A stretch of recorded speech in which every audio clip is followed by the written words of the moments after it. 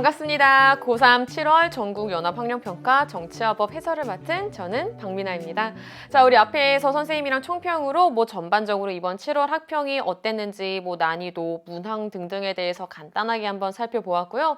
특히 선생님이 총평 마무리할 때쯤에 얘기했던 거 꼭 기억을 해주세요. 앞으로 우리가 지켜야 할 것, 앞으로 우리가 명심해야 될 것, 앞으로 우리에게 남아있는 과제 생각을 해주시면서 선생님이랑 본격적으로 1번부터 정치화법 7월 학평 해설 시작해보도록 하겠습니다.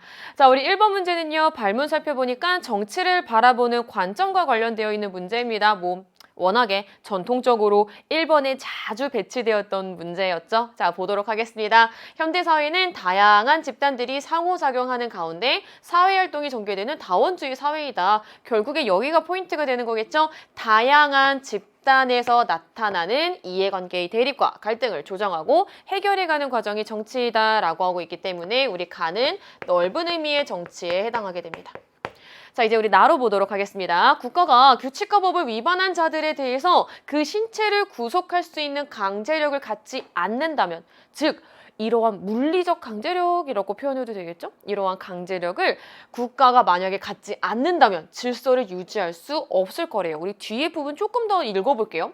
이러한 강력한 권력을 독점하고 있는 국가의 활동만을 정치라고 봐야 된다. 다시 한 번 더 뭐라고요? 강력한 권력을 독점하고 있는 국가의 활동만을 정치로 봐야 된다라고 하고 있기 때문에 우리 나는 좁은 의미의 정치가 되겠죠.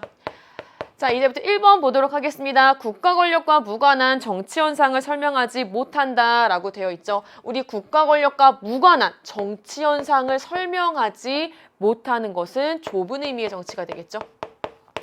반면에 가는 넓은 의미의 정치이기 때문에 1번 잘못된 설명이 됩니다. 2번 들어가 보도록 할게요. 국가 형성 이전의 정치 현상을 설명할 수 있는 것, 즉 국가의 존재를 반드시 전제로 하지 않는 것, 국가를 포함한 모든 다양한 사회 집단에서 나타나는 갈등 해결 과정이 정치야 라고 보는 것, 이것은 바로 넓은 의미의 정치가 되겠죠. 반면에 지금 2번 선지에서 말하고 있는 나는 좁은 의미의 정치이기 때문에 2번 잘못된 설명이 됩니다. 3번 들어가 보도록 하겠습니다. 학급 회의를 통한 학급 규칙 제정을 정치로 보는 것. 자, 여기까지만 잘라볼게요. 자, 우리 여기까지 정치로 이 학급 회의를 통한 학급 규칙 제정을 정치로 보는 것은 넓은 의미의 정치예요? 좁은 의미의 정치예요? 넓은 의미에 해당하게 되겠죠? 그럼 우리 앞에 부분 한번 읽어볼게요. 넓은 의미의 정치가는 이것을 정치로 보지 않는다고요? 말이 안 맞죠? 따라서 3번 잘못된 설명이 됩니다. 4번 들어가 보도록 하겠습니다. 정치 과정에 참여하는 주체가 다양하다고 본다. 좁은 의미의 정치인데요. 나는 아니죠. 가와 나의 순서를 바꿔주셔야지 옳은 표현이 되겠죠. 가는 넓은 의미의 정치는 좁은 의미의 정치에 비해서 정치 과정에 참여하는 주체가 다양하다라고 보겠죠. 따라서 4번도 잘못된 설명이 되는 거고요. 마지막 5번. 자, 우리 5번은요. 정답으로 자주 나왔던 선지입니다. 우리 요것과 관련된 내용 기억해 주셔야 되는 거죠. 정부의 정책 수립 과정. 결국에 어디서 나타나는 현상이에요? 국가에서 나타나는 현상이죠. 자, 우리 국가에서 나타나는 게 정치야 라고 보는 것은 넓은 의미의 정치, 좁은 의미의 정치 모두에 해당할 수 있는 설명이 되겠죠. 왜요? 자, 우리 여기에 포함되는 다양한 집단, 아이의 선생님이랑 이렇게 문장은 아니지만 단어들의 조합으로 꼭 기억을 해주세요. 국가를 포함한이죠. 다시. 자, 이 다양한 집단에는 어떻게 된다고요? 국가를 포함한 다양한 집단에서 나타나는 것이 정치야 라고 이기 때문에 정부의 정책 수립 과정, 넓은 의미의 정치에서도 정치, 좁은 의미의 정치에서도 정치를 보는 거겠죠. 따라서 1번의 정답, 옳은 것 5번이 됩니다. 자, 우리 이렇게 1번 문제 풀어보았고요. 2번 문제 넘어가 보도록 하겠습니다. 2번 문제 발문 살펴보니까 헌법의 기본 원리라고 되어 있네요. 헌법의 기본 원리 나오면 여러분 머릿속으로 어떻게 생각해 주셔야 돼요? 6가지 기본 원리들 먼저 떠올려 주셔야 되는 거죠. 들어가 보도록 하겠습니다. 민주주의가 자유와 평등의 통치 형태적 실현 수단이고 법치주의가 자유와 평등의 국가 기능적 실현 수단이라면 맞아, 맞는 말인데? 가는 이 원리는요, 국민 스스로의 자율적 생활 설계에 의해서 실현될 수 있도록 결국에 마지막 문장까지 읽어야지 우리가 답을 조금 더 확실하게 찾을 수 있었네요. 여기요. 국가가 모든 국민의 인간다운 생활을 보장하는 것을 의미한다. 자, 우리 이 부분이 포인트였죠. 따라서 가에 해당할 수 있는 원리는 복지국가의 원리가 됩니다. 자, 우리가 뭐 앞에 한 3문장 정도까지 읽을 때에는 도대체 이 가에 해당하는 원리가 무엇일까라고 조금 애매했지만 마지막 문장에서는 좀 어느 정도 명시적으로 드러나 있죠. 복지국가의 원리다라고 하는 거 찾을 수 있었습니다. 들어가 보도록 하겠습니다. 1번, 근대 입헌주의 헌법에서 강조된 원리이다? 아니죠. 복지국가의 원리는 근대 입헌주의 헌법 이후에 자본주의의 발달 과정에서 나타나는 문제점들을 수정하고 보완하고 국민들의 인간다운 생활, 많은 사람들의 인간다운 생활을 보장하기 위해서 등장한 거죠. 따라서 근대 입헌주의 헌법에서부터 강조한 원리이다. 잘못된 설명이 됩니다. 2번 들어가 보도록 하겠습니다. 국민의 자유로운 주권 행사를 위한 권리이다. 주권, 국가 의사를 최종적으로 결정할 수 있는 힘, 즉 가장 주된 주인이 될 수 있는 힘이라고 쉽게 풀어서 설명할 수 있는 거죠. 이것이 국민에게 있다라고 하는 원리는 국민주권주의와 연결시킬 수 있겠죠. 가는 복지국가의 원리이기 때문에 2번도 잘못된 설명. 3번, 재외국민의 선거권 보장을 통해 실현될 수 있는 권리이다. 결국에 국가의 정치 과정에 참여함으로써 내가 주인으로서의 권리를 실현할 수 있다라는 내용과 연결되는 것은 국민주권주의와 연결시킬 수 있겠죠. 따라서 3번도 잘못된 설명이 되는 거고요. 4번 들어가 보도록 하겠습니다. 국민의 생존권 보장을 위해서 국가의 적극적 역할을 강조한 원리이다. 정답은 2번에 4번이 되겠죠. 자, 우리 5번 읽어보도록 하겠습니다. 국민 경제 성장을 위해 국가의 간섭이 최소화되어야 하는 원리 아니죠. 우리 4번 선지에 나와 있는 것처럼 국가의 적극적 역할을 강조합니다. 다른 표현으로는 국가의 적극적 개입. 또 다른 표현으로는요. 국가에 의한 자유를 추구하는 거겠죠. 따라서 이번에 옳은 것은 정답 4번이 됩니다. 뭐 헌법의 기본 원리를 찾는 문제는 어렵지는 않았습니다. 자, 이제 우리 3번 문제 보도록 하겠습니다. 3번도 발문을 빨리 살펴보니까 법치주의와 관련된 법치주의의 유형이네요. 그 형식적 법치주의, 실질적 법치주의 생각해 주시면서 한번 제시문 읽어보도록 하겠습니다. A는 법적 안정성의 유지와 더불어 실질적 평등과 같은 정의의 실천을 내용으로 하는 법의 통치 원리를 말한대요. 즉, B가 통치의 합법성만을 중시한대요. 나왔네. 자, B가 통치의 합법성만을 중시하는 거라면은 B는 형식적 법치주의가 되겠죠. 반면에 A는요. 통치의 합법성과 정당성을 모두 다 중시한다라는 내용을 통해서 실질적 법치주의다라고 하는 내용 우리는 찾아낼 수 있습니다. 1번 들어가 보도록 하겠습니다. 독재 정치를 정당화하는 논리로 악용될 수 있다. 합법적 독재로 흐를 위험이 있는 것은 실질적 법치주의가 아니라 형식적 법치주의에 해당하는 설명이겠죠. 1번 잘못된 설명.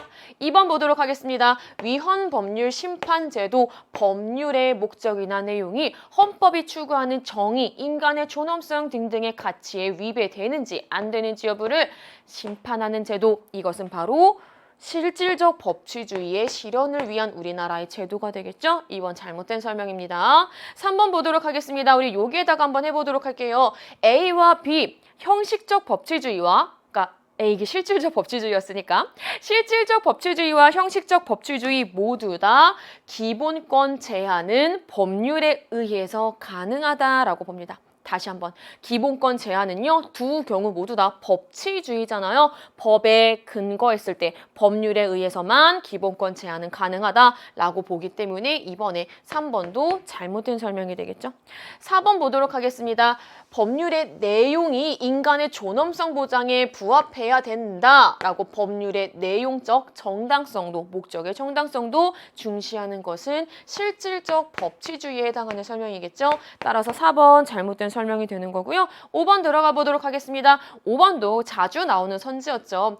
형식적 법치주의, 실질적 법치주의 모두 다 법치주의입니다. 즉, 국가 권력은 의회가 제정한 법률에 근거해서 행사되어야 한다. 자의적인, 통치자 한 명의 자의적인 권력 행사가 아니라 법에 의해서 통치가 이루어져야 된다라고 하는 점을 강조하기 때문에 둘 다에 해당하는 설명이 되겠죠. 따라서 3번에 옳은 것은 정답 5번이 됩니다.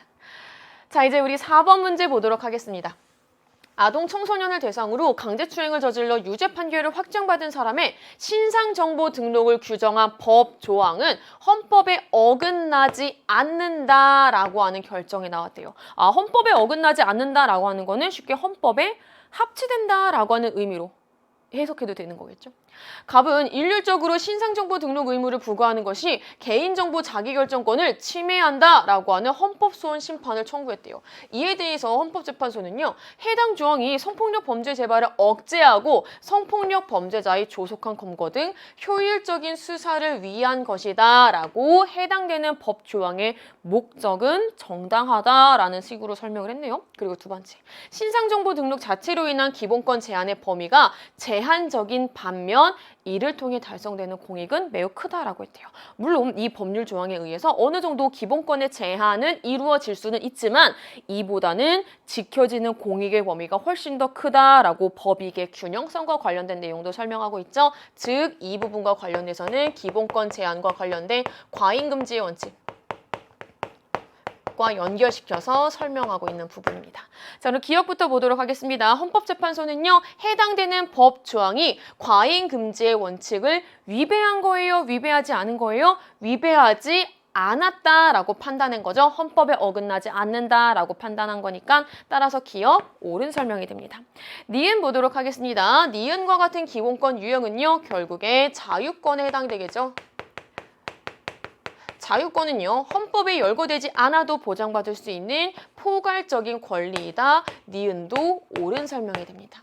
디귿 들어가 보도록 하겠습니다. 디귿은 헌법소원 심판을 청구했대요. 결국 무언가 내가 기본권이 침해되었을 때 침해된 기본권의 구제를 요청하고 있는 상황이죠. 우리 옆에 있는 설명 읽어볼까요? 국가 및 공공기관 구성원으로서 직무를 담당할 수 있는 권리, 즉 공무담임권과 연결되는 거죠. 수준을 한 단계만 더 높여서 생각해보세요. 공무담임권은 참정권에 해당되는 거겠죠. 우리 참정권에 해당하는 종류 선거권, 공무담임권, 국민투표권이 있었잖아요. 따라서 지금 요 해당되는 부분은 참정권과 관련된 설명이겠죠.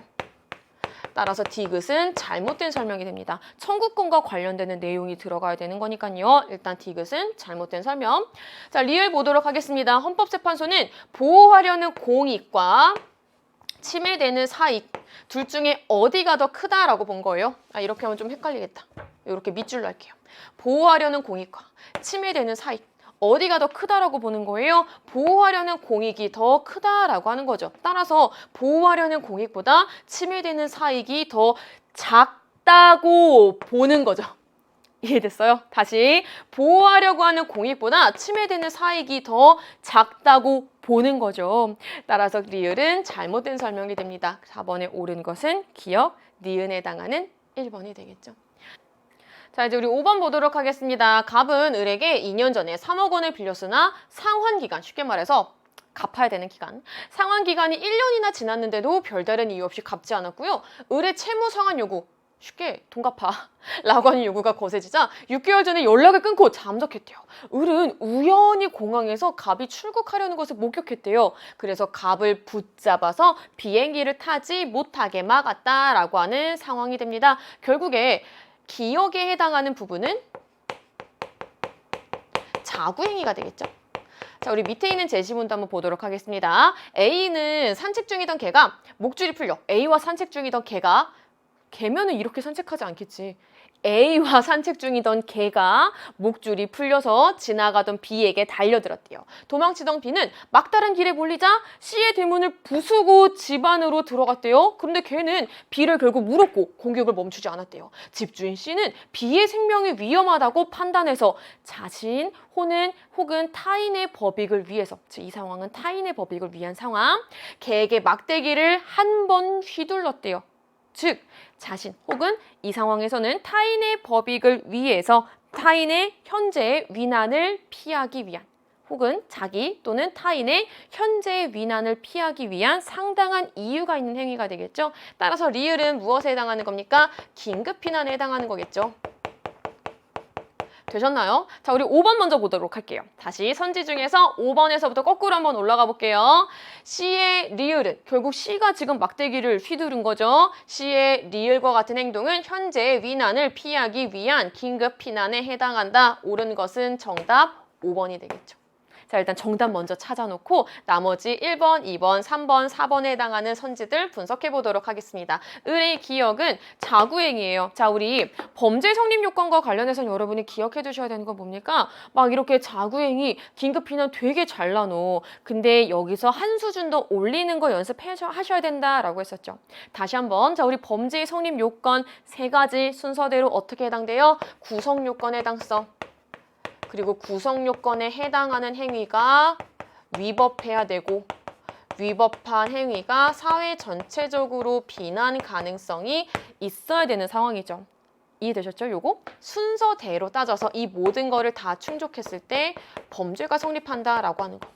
다시 우리 자구행위예요. 자구행위는 위법성 조각사유에 해당하게 되겠죠. 그 말은 일단 구성요건이라고 하는 이 부분은 쉬운 표현으로는 통과한 거예요. 따라서 범죄의 구성요건을 충족해요. 하지만 위법성이 깨지게 되는 거죠. 그래서 1번은 잘못된 설명이 됩니다. 2번 들어가 보도록 하겠습니다. A는 니은에 관한 고의가 없다면 A는 이렇게 목줄이 풀린 거에 대해서 고의가 없다면 민형사상 책임이 면제된다. 잘못된 설명이 됩니다.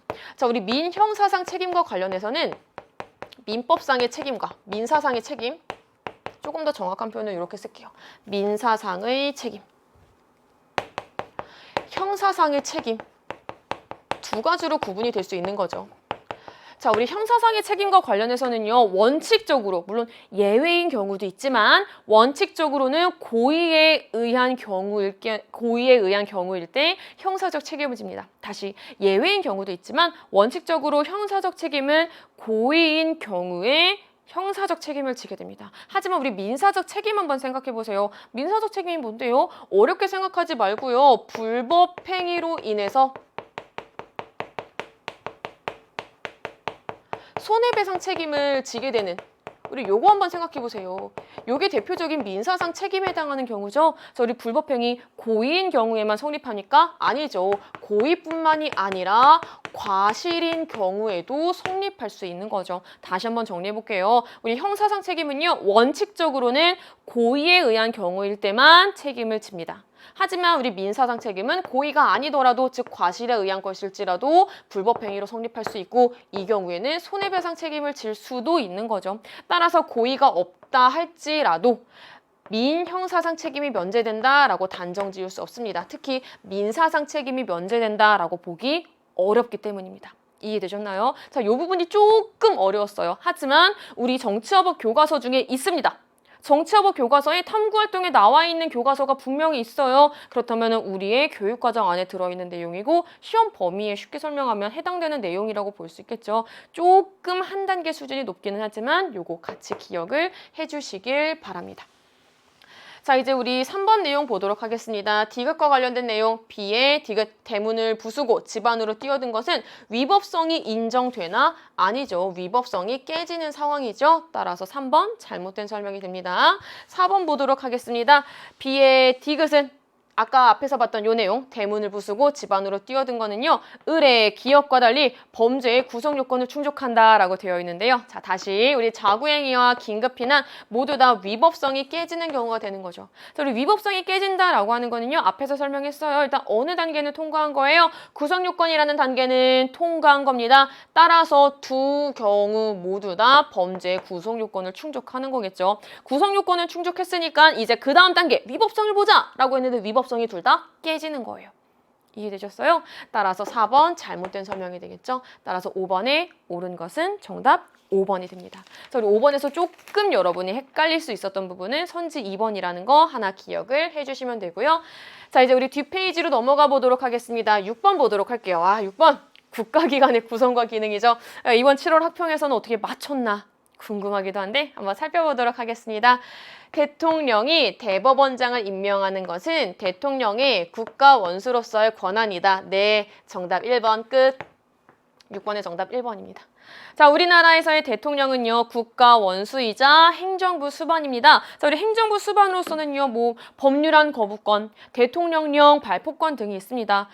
대통령의 국가 원수로서의 권한은요, 앞에서 봤던 행정부 수반으로서의 권한과는 조금 다르게 대외적 국가대표, 조약의 체결 권한과 같은, 혹은 지금 1번에 나와 있는 상황은 우리 이렇게 정리할 수 있겠죠. 헌법기관 구성. 다시 우리 이러한 헌법기관 구성은요, 행정부 수반으로서의 권한이라기보다는 국가 원수로서의 권한에 가깝게 되겠죠. 국가 원수로서의 권한 중에 헌법기관 구성과 관련된 내용은 대법원장 임명, 우리 문제에 나왔던 사례처럼 대법관 임명, 그리고 헌법재판소장 임명 등이 있습니다. 따라서 우리 1번이 옳은 설명이 되겠죠. 자, 우리 국가기관 구성과 기능은 정답을 맞췄을지라도 나머지 내용 보면서 내가 헷갈렸던 부분 외워줘야 됩니다. 들어가 보도록 하겠습니다. 대통령 또는 국회 제적의원 10인 이상은 헌법 개정안을 발의할 수 있다. 자, 잘못된 부분 찾아보세요. 헌법 개정안을 발의할 수 있는 주체는요, 대통령 되죠. 국회 제적의원 10인 이상이 아니라 과반수가 되겠죠. 자, 우리 10인 이상이 할 수 있는 거 뭐 있었는데요? 그거는 법률의 제정 및 개정. 하지만 이 경우에는 헌법 개정안 발의죠. 이 경우는 제적의원 과반수 이상이라는 거. 따라서 2번 잘못된 설명이 되는 거고요. 3번 들어가 보도록 하겠습니다. 감사원장이 직무를 수행하면서 법률을 위반한 때에 대법원장은 탄핵 여부를 심판할 수 있다. 자, 우리 탄핵과 관련된 거 한번 정리해 볼까요? 국회에서 탄핵을 소추합니다. 그럼 어디에서 탄핵을 심판하는 거였죠? 즉 탄핵 심판은 어느 국가기관의 권한이었습니까? 바로 헌법재판소가 되겠죠. 따라서 한번 잘못된 설명이 됩니다. 되셨죠? 4번 보도록 하겠습니다. 국정감사 및 조사입니다. 우리 이 부분 교육과정이 바뀌면서 국가기관 간의 견제와 감시 기능 매우 중요해지고 있습니다. 다시 국정감사 및 조사, 누가 누구를 견제하는 거예요? 국회가 견제하는 거예요. 누구를? 행정부를 견제하는 겁니다. 일반적으로. 다시 한번 볼게요. 감사원은 국정감사 및 조사를 통해서 다이아몬드부 장관을 견제한다? 잘못된 설명이 되겠죠. 견제 주체가 잘못됐죠. 견제 주체는 누가 된다? 국회가 된다. 따라서 리을이 아니라 미음이라고 바꿔주셔야겠죠. 4번 잘못된 설명. 5번 들어가 보도록 하겠습니다. 대통령은 국회 동의가 있어야 장관을 임명할 수 있다? 잘못된 설명이죠. 자, 우리 여기서 외워보도록 하겠습니다. 각부 장관은요, 국무위원 중에서 국무총리의 제청으로 누가 임명합니까? 대통령이 임명하죠. 자, 우리 이 과정에서 국회의 동의 필요하다, 반드시 필요한 건 아니다, 반드시 필요한 거 아니다, 국회 동의와 관련된 절차는 없다. 다시 한번. 각부 장관은요, 국무위원 중에서 국무총리의 제청으로 대통령이 임명한다라고 하는 내용 기억을 해두시기 바랍니다. 국회 동의가 있어야 된다. 잘못된 설명. 따라서 6번에 옳은 것은 정답 1번이 됩니다. 자, 우리 이렇게 국가기관의 구성과 기능 여러분이 외워두셔야 되는 부분 반드시 외워두시고요.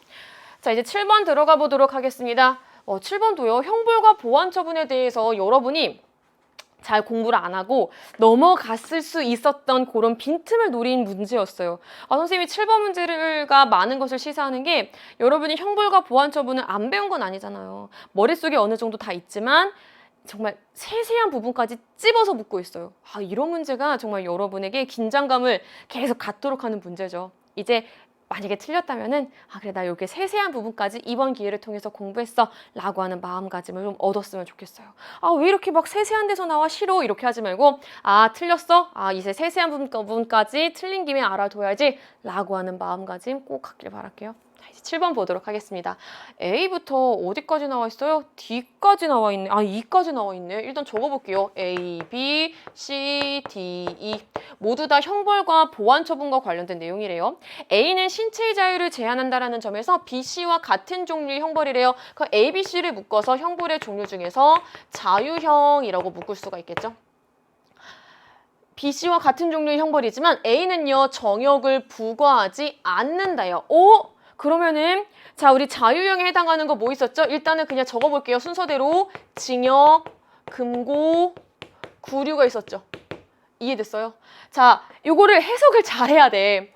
A는 정역을 부과하지 않는다라는 점에서 C와 같대요. 그럼 A와 C는 정역을 부과하지 않는 거야. 그럼 반대로 B는 정역을 부과하게 되는 거죠. 정역을 부과하는 자유형에 해당하는 것은 징역이 되겠죠. 자, 이제 하나 제꼈다. 하나 지웠다. 금고와 구류를 조금 비교를 해볼게요. C는 A보다 단기간의 형벌이래요. 그럼 기간을 가지고 살펴봤을 때에는 A가 더 기간이 길게 되는 거죠. 자, 기간이 더 긴 거는 둘 중에 금고에 해당이 되겠죠. 따라서 A는 금고 1개월 이상의 기간 동안, C는 구류에 해당이 됩니다. 1일 이상 30일 미만.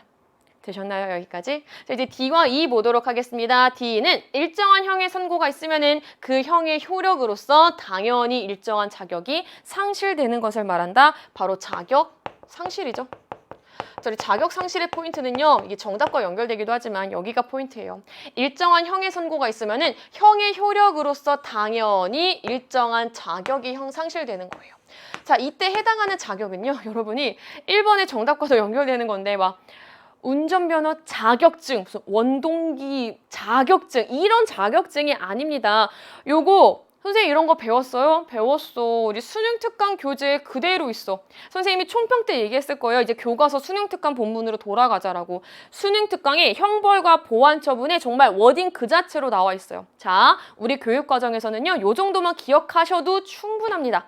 다시 한번 이때 자격이 의미하는 건요. 이렇게 한번 정리해 볼까요? 공무원이 될 수 있는 자격. 선거권, 피선거권 등을 의미하는 거예요. 이해되셨어요? 자, 예를 들어서 만약에 뭐 사형이라는 형의 선고가 있어요. 그런 경우에는 형의 효력으로서 당연히 관련된 자격이 상실되겠죠. 이게 바로 자격 상실에 해당하는 겁니다. 자격 상실에 해당하는 자격에는 운전면허 자격 뭐 이런 뜻이 아니라 운전면허 즉, 뭐 이런 게 아니라 공무원, 선거권이나 혹은 피선거권이라는 공무원이 될 수 있는 자격, 이 내용들이 들어간다라고 하는 거, 이거 수능특강 본문에 있다라는 거. 한 번만 더 수능특강 본문 지금 봐주세요. 되셨어요? 요거 꼭 기억을 해주시길 바랍니다. 일단은 자, 이제 이마저 보도록 할게요. 범죄자에게 이것 또는 선고유예가 선고되었거나 이것 처분이 있을 때 보호관찰관의 지도 감독을 통해서 사회에 복귀할 수 있도록 돕는 제도 보호관찰이 되겠죠. 되셨나요? 여기까지? 자, 그럼 이제 1번부터 보도록 하겠습니다. 음주운전으로 인한 운전면허 취소는요. 자격 상실의 사례로 볼 수 없어요. 그래서 정답은 1번이 되는 거예요. 자, 음주운전으로 인한 운전면허 취소는 뭔데요? 라고 하면은 약간 교육과정을 요거에 대한 내용을 조금 설명해 주면요. 교육과정 안에서 최대한 설명해 주면은 쉽게 행정적 책임이에요. 행정적 처분이라고도 부를 수 있는 행정적 책임을 지는 거예요. 쉽게 이 내용과 관련해서는 자격 상실과 연결되지 않는다라는 거, 따라서 D의 사례로 볼 수 없다는 거, 그래서 맞다라는 거, 정답은 몇 번이라는 거? 1번이라는 거. 2번도 보도록 하겠습니다. A는 금고, C는 구류가 되겠죠. 2번 잘못된 설명. 3번 보도록 하겠습니다. B와 징역과 보호관찰 동시에 선고할 수 있죠. 3번 잘못된 설명이 되는 거고요. 4번 보도록 하겠습니다. D는 E와 달리 자격 상실은 보호관찰과 달리 미래 위험에 대한 예방적 성격의 조치이다. 선생님이 지금 표시한 부분, 미래 위험에 대한 예방적 성격의 조치는 형벌에 해당해요? 보완 처분에 해당해요? 보완 처분에 해당이 되는 거죠. 근데 지금 A, B, C, D, E 중에 보완 처분에 해당이 되는 거는 뭐 하나예요? 이 하나가 되겠죠. 따라서 4번 잘못된 설명이 됩니다. 자, 그리고 이 부분 있죠. 미래 위험에 대한 예방적 성격의 조치. 선생님 이거 좀 생소한데요? 생소하지 않아요. 우리 수능 특강에 형벌과 보완 처분 해당되는 페이지 펴잖아? 지금 한번 펴봐. 그 밑에 막 자료 플러스 이렇게 나와 있어. 형벌과 보완 처분의 관계 나와 있어. 그 부분 한 번 더 읽어보세요. 되셨나요? 일단 4번은 잘못된 설명이 되는 거고요. 5번 들어가 보도록 하겠습니다. 얘들아 5번이고 선생님이 보호관찰 설명할 때 맨날 이거 빈칸으로 뚫어놨던 거다. 다시 보완 처분의 종류 중에서 보호관찰 있잖아. 보호관찰을 설명할 때요. 선생님이 항상 여기 빈칸으로 뚫어놨던 거였어요. 나 이거 약간 보고 소름. 내가 빈칸으로 늘 뚫어놨던 거였는데. 보호관찰은 집행유예, 선고유예, 가석방 처분이 있을 때 내려지는 거예요. 자, 내가 빈칸으로 뚫어놨던 거 그대로 놨어. 집행유예, 선고유예, 가석방 처분이 있는 거니까요. 나는 보석이 아니라 가석방과 관련된 내용이 되겠죠. 보석이 뭔데요? 피고인이 예를 들면은 뭐 보증금, 일정한 보증금 납부를 조건으로 석방시켜주세요. 쉽게 구속된 피고인이니까 보증금 낼 테니까 구속 집행 정지해주세요 라고 신청하는 거죠. 보석과 관련되어 있는 게 아니라 가석방과 관련되어 있는 제도가 됩니다. 따라서 7번에 옳은 것은 정답 몇 번? 1번이 됩니다.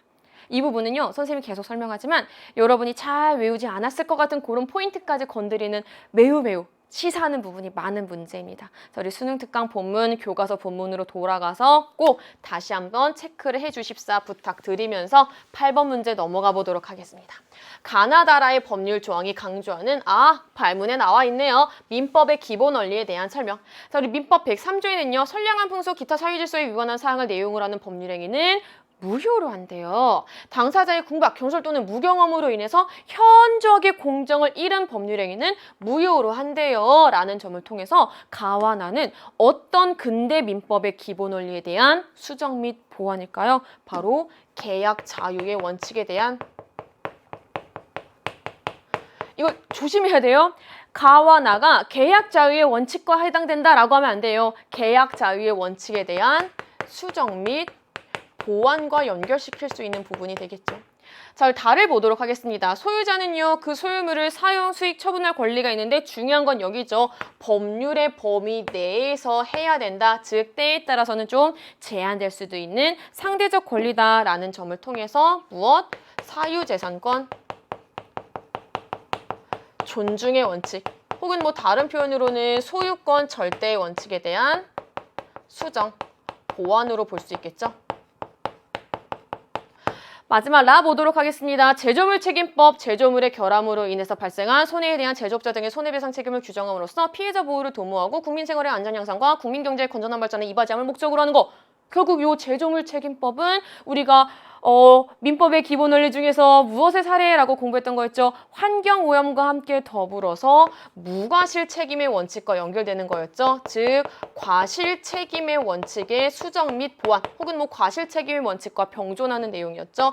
무과실 책임의 원칙. 되셨습니까? 자, 그럼 1번부터 보도록 하겠습니다. 가는 사유재산권의 원칙이 수정 보완된 게 아니라 계약 자유의 원칙이 수정 보완됐겠죠? 1번 잘못된 설명. 2번 들어가 보도록 하겠습니다. 나 원리는 사회적 강자가 사회적 약자를 강제하는 수단으로 악용되는 거를 막으려고 등장한 거죠. 다시, 계약 자유의 원칙은요, 사회적 강자가 사회적 약자를 강제하는 수단으로 악용될 수 있으니까 그거를 수정 보완하기 위해서 등장한 거죠. 따라서 2번은 잘못된 설명이 됩니다. 3번 들어갈게요. 다는요, 사유재산권 존중의 원칙, 소유권 절대의 원칙이 수정 보완된 예가 되겠죠. 4번 라의 원리는 경제적 강자가 자신의 책임을 회피하는 것을 방지하기 위해서 등장했겠죠. 따라서 4번 옳은 설명이 됩니다. 정답은 8번에 4번. 5번 보도록 하겠습니다. 여기다 선생님 체크해 볼게요. 자본주의 발달 과정에서 나타난 폐해를 극복하기 위해 등장한 것은 무과실 책임의 원칙과 계약 공정의 원칙 모두에 해당할 수 있는 설명이 되겠죠. 따라서 가라 모두에 해당하는 설명이 되는 겁니다. 5번은 잘못된 설명. 따라서 8번의 정답 몇 번이 된다? 4번이 된다. 라는 것까지 여러분이 기억을 해주시면 됩니다.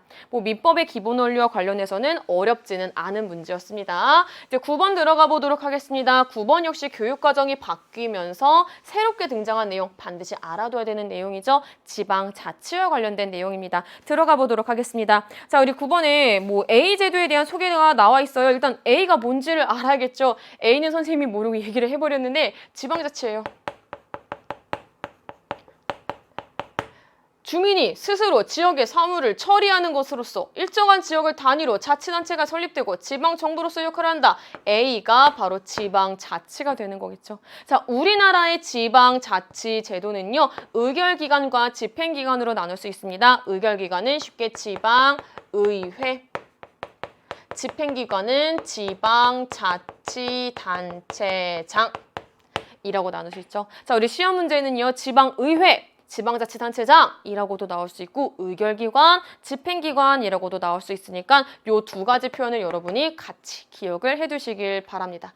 기억부터 보도록 하겠습니다. 지방자치제도는요, 국가정책 결정의 효율성과 신속성을 추구하는 것과는 거리가 멀죠. 오히려 효율성, 신속성보다는 조금 더 민주성, 풀뿌리 민주주의에 기여하니까, 민주주의 학교라고도 표현하니까 효율성, 신속성과는 거리가 멉니다. 따라서 기억 잘못된 설명이 되는 거고요. 니은 보도록 하겠습니다. 가에는 지방자치제도의 의에는요, 중앙정부와의 수직적 권력 분립이 들어갈 수 있다. 니은이 옳은 설명이 되겠죠. 자, 우리 수직적 권력 분립, 수평적 권력 분립, 육모에도 평가원 기출에도 한번 등장했던 내용입니다. 수직적 권력 분립은 중앙정부와 지방정부의 관계. 그럼 우리 요것도 하나 문제 나온 김에 한번 정리해 볼게요. 참고로. 수평적 권력 분립은요.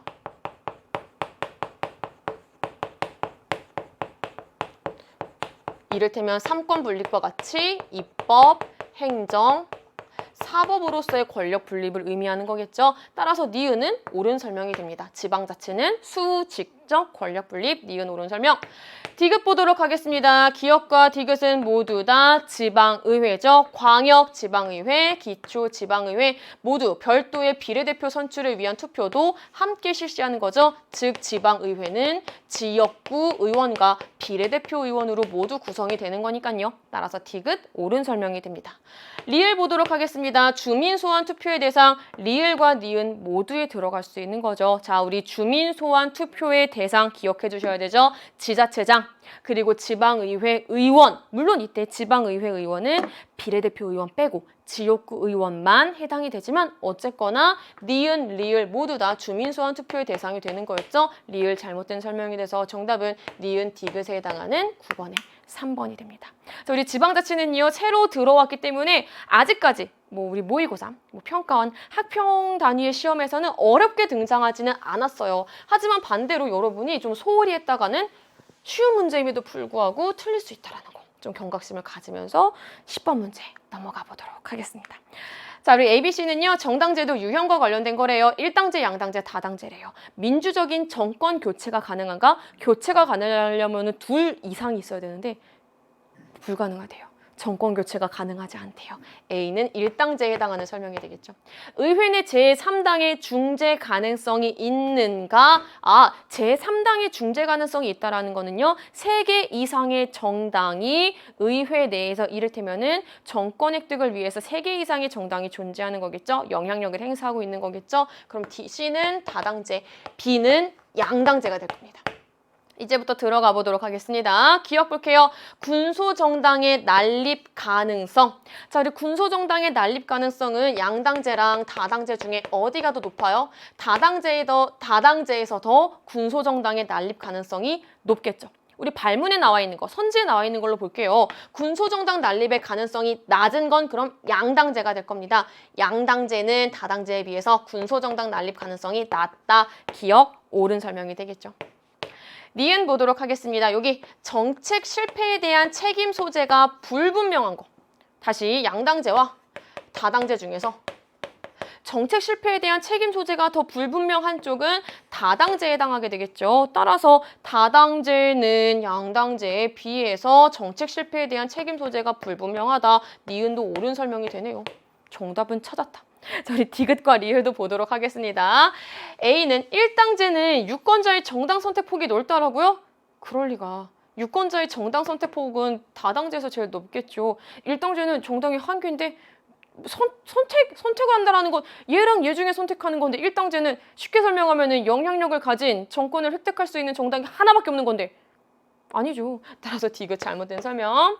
리을 보도록 하겠습니다. 양당제는요. 다당제와 달리 1당제, 다당제와 달리 국정의 다양한 국민 의견을 반영하기에 용이하다라고 되어 있는데요. 잘못된 설명이죠. 다당제가 조금 더 국정의 다양한 국민 의견을 반영하기 용이하겠죠. 달리라고 표현할 수는 없습니다. 따라서 리을 잘못된 설명이 돼서 정답은 10번의 기억, 니은에 해당하는 1번이 됩니다. 자, 우리 이렇게 정당제도의 유형 어렵지 않은 문제까지 한번 풀어보았고요. 이제 우리 3페이지에 해당하는 문제 한번 보도록 하겠습니다. 11번 문제입니다. 여러분을 많이 어렵게 하는 특수불법행위입니다. 갑은 엄마 을과 함께 유치원이 끝난 후 유치원이 끝났다라는 점을 통해서 갑은 유치원생이다라고 하는 걸 유추할 수 있겠네요. 병이 운영하는 키즈 카페에서 놀고 있었대요. 갑은 함께 놀던 동갑내기 정을 살짝 밀었는데 마침 종업원이 가져다 놓은 의자에 정이 걸려서 넘어져서 크게 다치는 사고가 발생했다라고 되어 있습니다. 정의 엄마인 무는 을이 부주의한 사이에 갑이 정을 밀어서 넘어진 것이라고 주장했대요. 선생님이 지금 1이라고 체크하고 이렇게 밑줄을 쳤습니다. 얘들아, 결국 이 내용을 정리하면은 정의 엄마인 무는 뭐라고 설명을 하고 있는 거예요? 결국에 을이 부주의한 사이에 갑이 정을 밀어서 넘어진 거다. 네가 감독을 잘 안 한 거야. 라는 논리로 설명하고 있는 거죠. 반면에 을은요, 자신은 갑을 잘 돌보고 있었으며 오히려 종업원인 병이 아니야 병은 미안 키즈 카페 쉽게 사장님이죠. 사용자. 병이 종업원 관리를 잘못해서 정이 다쳤다라고 주장하고 있는 상황입니다. 이해되셨어요? 선생님처럼 이렇게 여러분도 1, 2 해가지고 한번 체크를 이렇게 해보시길 바랄게요. 이게 문제를 풀 때 선생님이 선지랑 같이 한번 연결시켜 볼게요. 일단 1번부터 보도록 하겠습니다. 무는 종업원에게 채무 불이행에 대한 책임을 물을 수 있다? 잘못된 설명이죠. 자, 우리 채무 불이행 약간 도식화해서 어떻게 생각하자 그랬어요? 계약이 성립되었는데 계약에 따른 의무의 내용대로 이행하지 않았을 때 채무 불이행 책임을 질 수 있는 거죠. 그런데 지금 무가 종업원과 무슨 계약을 맺었어요? 아니죠. 따라서 1번 잘못된 설명이 되는 겁니다. 2번 들어가 보도록 하겠습니다. 갑의 행위에 위법성이 있다면 자, 우리 갑의 행위에 위법성이 있어요. 하지만 그럼에도 불구하고 갑은 일반 불법행위 성립을 합니까 안 합니까? 갑의 행위는 안 하죠. 왜? 책임 능력이 없기 때문에. 이때 을은요. 결국에 특수불법행위, 조금 더 정확히는 책임 무능력자의 감독자 책임을 질 수 있겠죠. 따라서 갑의 행위에 위법성이 있을 때 을의 감독자 책임이 면제된다? 잘못된 설명이 되겠죠. 조금만 더 구체화시켜서 들어가 보면요. 만약에 을의 감독자 책임이 면제되기 위해서는 어떻게 돼야 돼요? 을이 감독 의무를 소홀히 하지 않았다라고 하는 걸 스스로 증명해야 되는 거죠. 이렇게 위법성이 있을 때 감독자 책임이 면제되는 거 아닙니다. 이해되셨어요? 다시 한번 위법성이 있어요. 그럼에도 불구하고 책임 능력이 없기 때문에 갑 자체는 불법행위가 성립하지 않아요. 하지만 을은 이때 책임 무능력자의 감독자 책임을 질 수 있는 구조가 되겠죠. 따라서 2번 잘못된 설명. 3번 들어가 보도록 하겠습니다. 갑과 을은 공동 불법행위 책임을 질 수 있다? 잘못된 설명이 되겠죠. 갑과 을이 야, 쟤 누구냐? 정을 밀자! 이렇게 한 게 아니잖아요. 따라서 3번 잘못된 설명. 4번 보도록 하겠습니다. 을의 주장이 인정된다면 자 여기가 포인트예요. 을의 주장 결국 1번과 2번 중에 2번에 해당하는 설명이죠. 여기에 해당하는 설명. 을의 주장이 인정된다면은 병은 사용자 배상 책임이 없다라고 되어 있는데요. 을의 주장 뭐예요? 지금 오히려 병이 종업원 관리를 잘못해서 정이 다쳤다라고 주장을 하고 있는 거예요. 만약 이 주장이 인정된다면요. 병은 사용자 배상 책임을 질 수 있겠죠. 이해되셨어요? 다시 한번. 만약에 이 주장이 인정돼요. 나는 진짜 얘를 잘 돌보고 있었는데 이거 누구 잘못인지 알아? 종업원 관리를 잘 못한 병의 잘못이야 라고 얘기하는 거예요. 그럼 이때 병은 특수불법행위 중 하나인 사용자 배상 책임을 질 수 있겠죠. 따라서 4번 잘못된 설명이 되는 겁니다. 5번 보도록 하겠습니다. 무의 주장이 인정된다면 자 우리 무의 주장은요. 1번과 연결되는 부분이었어요. 저기 감독을 해야 되는 네가 부주의한 거야 라고 하는 무의 주장이 인정된다면요. 무는 을에게 정신적 손해에 대한 배상을 청구할 수 있죠. 이때 을이 질 수 있는 책임이 뭐가 되는 거예요? 특수불법행위 책임. 그 중에서도 뭐가 되는 거예요? 바로 책임 무능력자의 감독자 책임이 되는 겁니다. 이해되셨나요? 따라서 정답은 몇 번이 됩니까? 11번에 5번이 됩니다. 자, 우리 지금 제시문과 관련해서 뭔가 딱 우리가 많이 풀던 것처럼 정해져 있다기보다는 이렇게 주장할 수도 있고 이렇게 주장할 수도 있어 라고 조금 혼란스러워 보였지만 사실은 법적 사고력으로 천천히 생각해보면 정답은 조금 명확하게 드러나는 문제였다라고 정리할 수 있습니다. 그래도 일단 이걸 푸는데 시간 자체가 오래 걸렸을 것 같아요. 타임어택 문제로서 조금 어려웠겠다라고 하는 것도 여러분에게 하나 얘기를 해드리면서 12번 문제 넘어가 보도록 하겠습니다. 자, 우리 12번은요. 발문 보니까 대통령제와 의원내각제, 정부 형태와 관련되어 있는 문제네요. 찾아볼게요. 각국은 과거에 가를 채택했으나 국가 원수에게 과도한 권한이 집중됐대요. 이를테면은 행정부 수반으로서 권한, 국가 원수로서의 권한과 같이 한 번에 집중됐나 보다. 그러면은 국가 원수가 행정부 수반과 동일인인 경우는 대통령제예요, 의원내각제예요? 대통령제가 되겠죠. 따라서 가는 대통령제.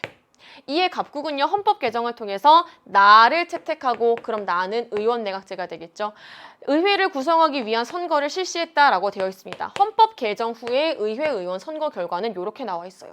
총 의석수는 200석인데 그 중에 과반 의석을 차지한 정당 있어요, 없어요? 없는 상황이다 라고 하는 거 하나 체크해 두시면서 1번 보도록 하겠습니다. 선거 결과 다수당의 횡포가 나타날 가능성은 높지 않겠죠. 왜? 과반 의석을 차지한 정당이 없으니까 1번 잘못된 설명. 2번 보도록 하겠습니다. 선거 실시 후 여소야대 상황으로 행정부와 의회 대립이 심화될 것이다. 여소야대 상황과 관련된 거는 대통령제와 연결시킬 수 있는 설명이었죠. 따라서 2번 잘못된 설명이 됩니다. 지금 의원 내각제 채택과 관련되어 있는 내용이 포함되어 있어야 되니까 따라서 2번 잘못된 설명.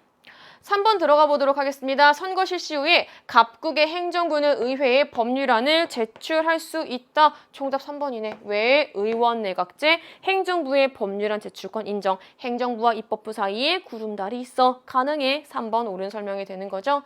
4번 보도록 하겠습니다. 대통령제는 입법부와 행정부의 권력이 융합된 게 아니라 엄격한 권력 분립을 추구하는 정부 형태죠. 4번 잘못된 설명. 5번 보도록 하겠습니다. 의원 내각제의 입법부는 행정부를 불신임할 수 있죠. 즉 내각 불신임을 통해서 입법부는 행정부를 견제할 수 있는 거겠죠. 따라서 5번 잘못된 설명이 돼서 12번에 옳은 것은 정답 몇 번이 됩니까? 3번이 되겠죠. 자, 이제 우리 13번 문제 보도록 하겠습니다. 13번 문제가요. 지금까지 막 자주 기출됐던 문제는 아니어서. 왜냐면은 정치 참여와 관련해서는 새롭게 교육 과정에서 조금 더 강조하고 있는 그 정치 과정, 모형이 나오지 요거 잘 안 등장했었는데 라고 생각이 되겠지만 기회죠. 잘 안 등장했을 때 나왔으니까 우리는 충분히 연습할 수 있다라고 믿고 한번 해보도록 하겠습니다. 자, 우리 시민의 정치 참여 방법을요. 집합성과 지속성에 따라서 나눠놓은 겁니다. 즉 집합, 모여서 약간 쉬운 표현으로는 단체로 이렇게 집합적으로 하는 성향이 강하냐, 그렇지 않느냐로 나눌 수 있는 거죠. 자, 우리 이전에 약간 요 도식과도 연결되는 건데 개별적인 정치 참여 방법에 들어가는 거 한 번만 정리해 볼까요? 자, 우리 개별적인 정치 참여 방법에 들어가는 대표적인 사례가 선거 들어갈 수 있습니다. 그리고 독자 투고, 마지막으로는 청원도 들어갈 수 있다 라고 하는 거 하나 기억을 해주시면 됩니다. 되셨나요? 그럼 다시 1번부터 보도록 하겠습니다. 내가 여기 밑줄 쳐볼게요. 해당되는 사례의 밑줄 치고 가나다라 중에 그래도 제일 어느 쪽이 가까울까 한번 생각해보는 겁니다. 환경단체에 가입해서 활동하는 것. 자, 우리 환경단체에 가입했어요. 단체, 집합성은 강하겠죠. 그리고 환경단체에 가입해서 조금 지속적으로 나름 활동을 한다라고 치면은 어디에 가깝겠습니까? 나에 가깝게 되겠죠. 따라서 1번 잘못된 설명이 됩니다. 2번 보도록 하겠습니다. 종합병원 설립을 위한 주민 공청회에 한 차례 참여했대요. 자, 우리 공청회라고 하는 거는 집합성이 강한 거겠죠. 나 혼자 독자 투구하는 게 아니라 집합성이 강한 정치 참여 방법에 해당할 수 있는 거잖아요. 이 도식에 따르면은. 따라서 일단은 집합성이 강한 쪽일 거고요. 한 차례이기 때문에 이 부분에 해당이 되겠죠. 라와 가까울 겁니다.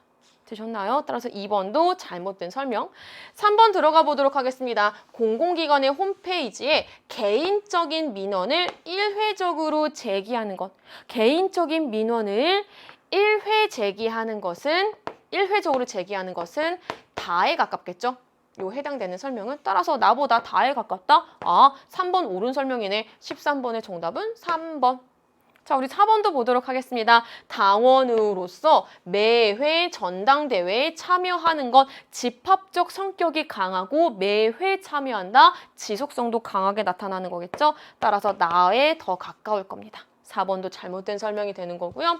마지막 5번 보도록 하겠습니다. 다는 나보다 정부의 정책 결정 과정에 미치는 영향력이 큰 방법이다라고 되어 있는데요. 우리 다와 나를 정부의 정책 결정에 미치는 영향력이 큰지 여부는 알 수 없죠. 즉 이 여부를 가지고 다와 나누를 나눌 수는 없습니다. 알 수 없는 부분이기 때문에 우리 5번은 잘못된 설명이 되겠죠? 따라서 13번의 정답은 몇 번? 3번이 됩니다. 자, 좀 생소했던 문제지만 그래도 이번 기회를 통해서 한 번 더 연습할 수 있었던 부분이었고요. 14번 문제 보도록 하겠습니다. 다음 사례에 대한 법적 판단으로 옳은 것은 무면허 상태에서 외제차를 몰다가 사고를 낸 20대 남성이 1심에서 실형을 선고받았대요. 자, 우리 1심에서는요. 북부지법 형사 단독 동그라미 판사였대요. 판사 한 명한테 재판받았네 쉽게. 그러면은 단독 판사에게 재판받은 경우죠. 즉 합의부가 아니었습니다. 도로교통법 위반 혐의로 기소된 갑에게 징역 8개월의 실형을 선고했대요. 갑은 이번 무면허 운전 이전에도 여러 차례 도로교통법을 위반해서 기소유예와 집행유예를 받은 적이 있는 것으로 조사됐대요. 이미 무면허 운전으로 재판을 받고 있는 상태에서 재차 범행을 저지른 것으로 드러났다라고 되어 있습니다. 1번부터 보도록 하겠습니다. 갑의 2심 재판은 그럼 어디에서 이루어질까요? 자, 우리 1심이 지방법원 단독 판사였으면은 2심은 지방법원 본원 합의부가 되겠죠. 왜냐면은 지금 1번 선지에 나와 있는 것처럼 2심 재판이 고등법원이 되기 위해서는 1심이 지방법원 합의부여야 됐을 거예요. 하지만 지금은 단독 판사잖아요. 따라서 1번 잘못된 설명이 됩니다.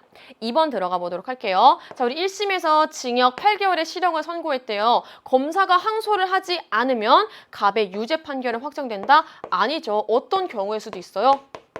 갑이 항소할 수도 있잖아요. 그렇죠. 갑이 항소할 수도 있기 때문에 갑의 유죄 판결은 확정된다라고 단정 지을 수 없습니다. 이해되셨나요? 검사는 항소할 수 있을까요? 이 상황에서? 항소할 수 있죠. 이를테면 약간 쉬운 표현으로는 이런 논리로 징역 8개월 너무 약합니다라고 하는 논리로 갑도 항소를 할 수 있죠. 어떤 논리로? 너무 셉니다 라고 하는 논리로. 이해되셨나요? 어쨌거나 갑이 항소할 가능성도 있기 때문에 갑의 유죄 판결이 확정된다라고 단정 지을 수는 없습니다.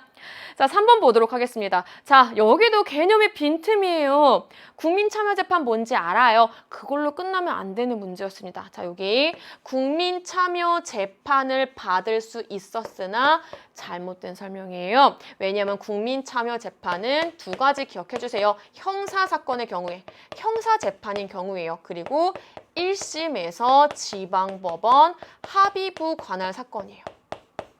이해되셨어요? 두 가지 요건. 형사사건이어야 돼요. 그리고 두 번째 1심인데 합의부 사건이어야 돼요. 상대적으로 쉽게 중한 사건이어야 되는 거예요. 근데 지금 1심은 단독 판사였잖아요. 형사사건은 맞지만 1심이 단독 판사였기 때문에 국민참여재판 받을 수 없었겠죠. 외워둡니다. 국민참여재판 형사재판인데 1심 합의부 관할 사건에서만 가능하다라고. 자, 따라서 3번 잘못된 설명이 되는 거고요.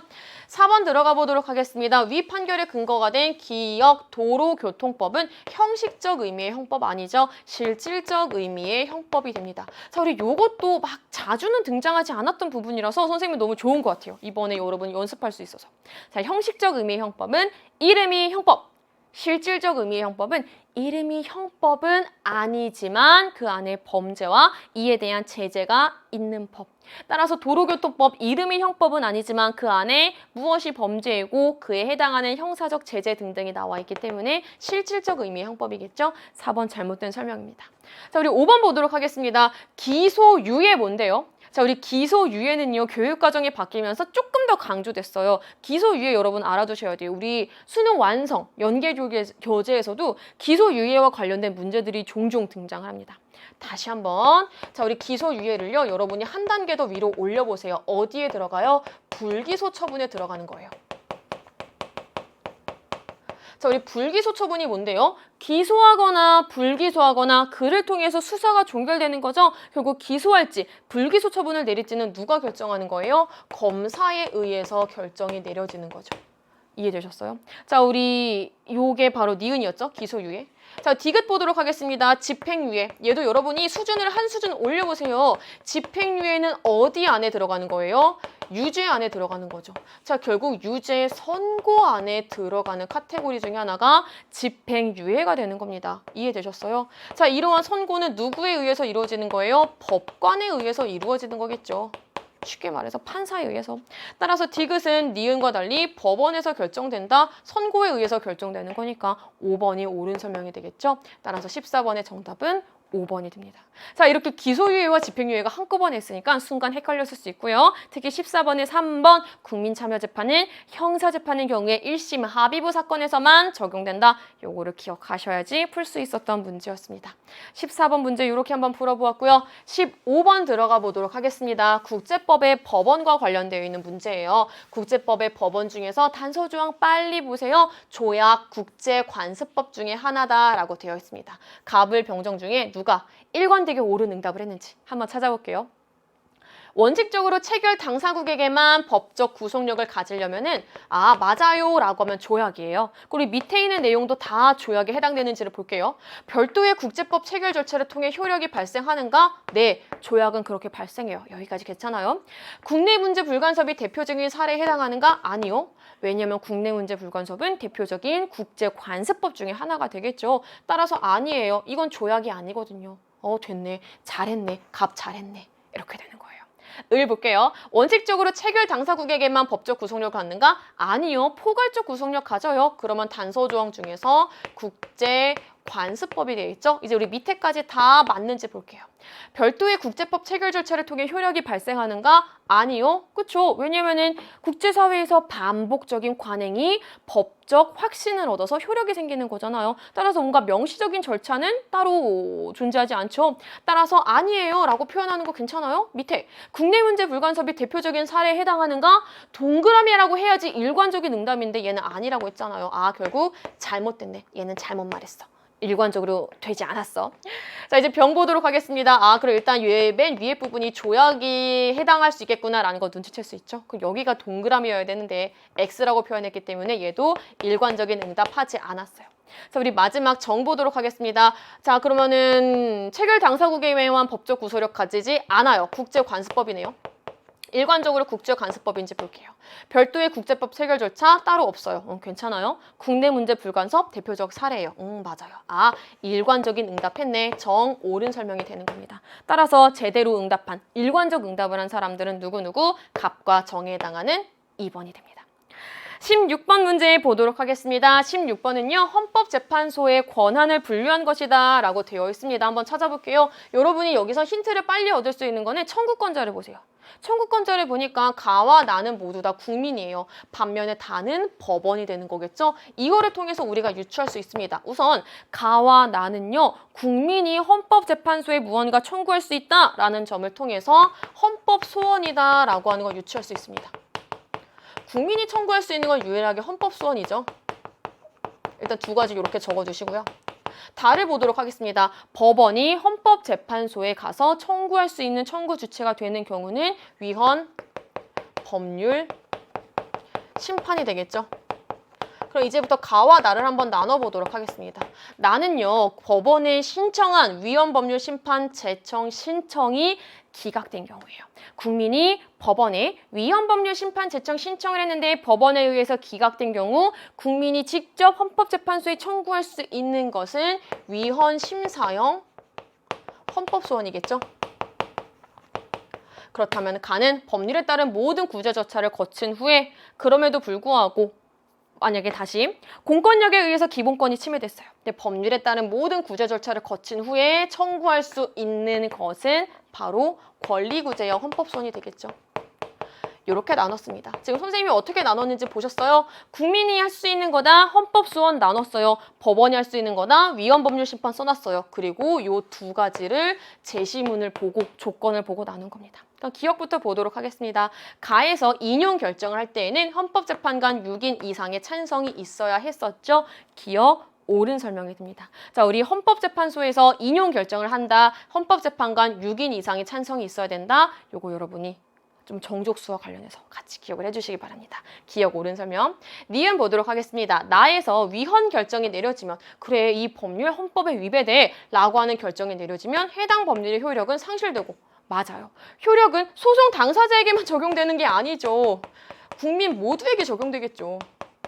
이거 쉽게 생각해 보세요. 해당되는 법률이 그 사건 당사자에게만 유일하게 적용되는 법률이에요? 아니죠. 국민 모두에게 적용될 수 있는 규범이 되겠죠. 따라서 국민 모두에게 적용되는 거겠죠. 효력은 니은 잘못된 설명. 디귿 보도록 하겠습니다. 기억이 없어도 법원에 위헌 법률 심판 제청 신청이 없어도 법원은 직권으로 위헌 법률 심판을 제청할 수 있다. 우리 요 표현 기억해야 되죠. 직권으로 할 수 있다라고 하는 거. 따라서 디귿 옳은 설명이 됩니다. 마지막 리을 보도록 하겠습니다. A는 공권력에 의해 기본권이 침해된 사람. 맞죠? 공권력의 행사 또는 불행사로 인해서 기본권이 침해된 사람. 맞아요. 권리구제형 헌법소원이니까. B는 소송에서 확정 판결을 받은 사람이 아니라 정확하게 뭐라고 표현해야 되는 거예요? 지금 우리 요 상황 보세요. 재판이 진행 중인데 이 재판과 관련되어 있는 법률이 재판의 전제가 된 경우죠. 즉 해당 법률이 재판의 전제가 된 경우에 이 법률이 헌법에 위배되는 것 같아요 라고 법원에 위헌 법률 심판 제청 신청할게요 라고 했는데 법원에 의해서 기각된 경우죠. 자, 지금 이 사람은 결국 어떤 사람이에요? 확정 판결을 받은 사람이 아니라 정말 쉬운 표현으로 한번 적어볼게요. 재판이 진행 중인 사람이겠죠. 이해되셨어요? 해당 법률이 재판의 전제가 된 경우잖아요. 쉽게 재판이 진행 중일 때. 재판 당사자예요. 다시 한번. B는 누가 되는 거예요? 재판 당사자요. 따라서 재판이 진행 중인 재판 당사자이기 때문에 리을 뒷부분이 잘못된 거겠죠. 따라서 정답은 기억 디귿에 해당하는 16번에는 2번이 됩니다. 자, 이제 우리 17번 문제 보도록 하겠습니다. 이제 마지막 4페이지로 넘어가 볼게요. 자, 우리 17번 문제 여러분이 이렇게 막 소장 형식으로 나오면 일단 긴장해. 선생님, 저 이거 어떻게 보는 건지 모르겠어요 라고 하는데 일단 여러분이 눈에 잘 들어오는 것부터 빨리 한번 보세요. 제일 눈에 잘 들어오는 게 뭐야? 나 찾았어. 이거 중앙노동위원회 위원장을 상대로 소송을 건 거네. 찾았네. 그리고 하나 더 해볼까? 부당 노동행위 구제 재심 청구 기각 판정 취소 청구해서 얘들 결국 이 중앙노동위원회 위원장은 막 어떤 걸 갖고 결정했을까?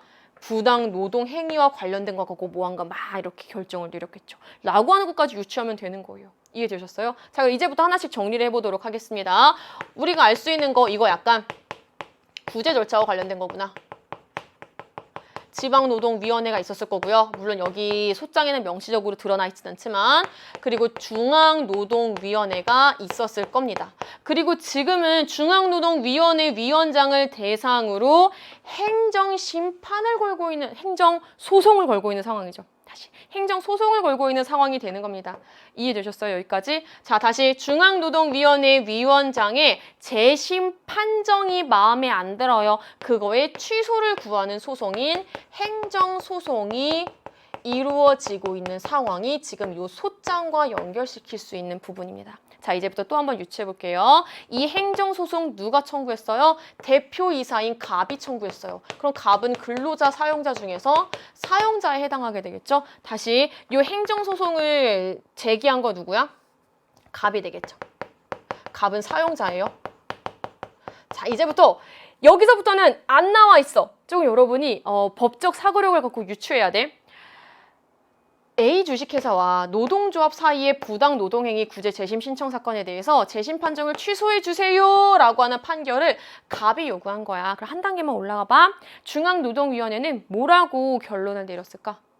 뭐라고 결론을 내렸길래 정말 쉬운 표현 해줄게. 사용자인 갑이 이거에 대해서 마음에 안 들어 했을까? 부당 노동행위 맞다고 판정을 내렸을까? 아니라고 판정 내렸을까? 이거는 부당 노동행위 맞네 라고 판정 내렸겠죠. 이해되셨어요? 지금 내가 어디서부터 유추한 거야? 여기서부터 거꾸로 유추한 거야. 다시 한번. 자, 우리 사용자인 갑이 뭔가 이거에 대해서 불복해서 행정소송을 걸었어. 그러면 결국에 중앙노동위원회는 주당 노동행위에 대해서 뭐라고 판정 내렸겠어? 중앙노동위원회 맞네 라고 하니까 갑은 화났어. 중앙노동위원회 왜 그래? 위원장 왜 그래? 이거 부당 노동행위 아닌데 하면서 행정소송을 건 거예요. 이해되셨어요? 여기까지? 자, 그럼 이제부터 우리 관련돼서 1번부터 보도록 하겠습니다. 지방노동위원회에 구제 신청을 한 주체는 갑이다? 아니죠. 지금 뭔가 지방노동위원회에 똑똑 문을 두들겼을 때에는 부당 노동행위를 당했다고 주장하는 자가 문을 두들기겠죠. 혹은 노동조합이. 하지만 이 경우는 갑이라고 볼 수 없겠죠. 지방노동위원회 문을 두들긴 건. 따라서 1번은 잘못된 설명. 2번 보도록 하겠습니다. 중앙노동위원회는 갑의 행위를 부당 노동행위로 판단했으니까 갑이 이거에 대해서 불복했겠죠. 따라서 2번이 옳은 설명이 됩니다. 우리 이렇게 중간 과정을 유추하는 문제 엄청 자주 나오고 있습니다. 수능 완성 교재에도 굉장히 자주 나오고 있어요. 연습하셔야 돼요. 거꾸로 생각하는 연습. 쉽게 생각하세요. 왜 화가 났을까? 뭐라고 판정 내렸길래 화가 났을까? 이렇게 한번 생각해 보시면 돼요. 3번 보도록 하겠습니다. 갑이 제기하려는 소송인 행정소송은요. 3심제죠. 행정법원, 고등법원, 대법원. 따라서 3번 잘못된 설명. 4번 보도록 하겠습니다. 갑이 제기하려는 소송, 결국에 행정소송을 걸기 위해서는요. 쉽게 제기하기 위해서는요. 노동위원회를 통한 구제 절차를 거쳐야 해요. 아니 지금 여기 나와 있었잖아요. 이 행정소송 누구를 대상으로 하는 거예요? 중앙노동위원회 위원장을 대상으로 하는 거예요. 그럼 중앙노동위원회를 거쳐야 될 거 아니야. 중앙노동위원회를 거치려면 지방노동위원회를 거쳐야 될 거 아니야. 따라서 노동위원회를 거쳐야지만 제기할 수 있는 거겠죠. 행정소송은. 따라서 4번 잘못된 설명이 되고요. 5번 보도록 하겠습니다. 지금 부당 노동 행위와 연결되어야 돼요. 근데 지금 제시문은 부당 노동 행위와 연결되어 있지 않죠. 부당 노동 행위 뭔데요?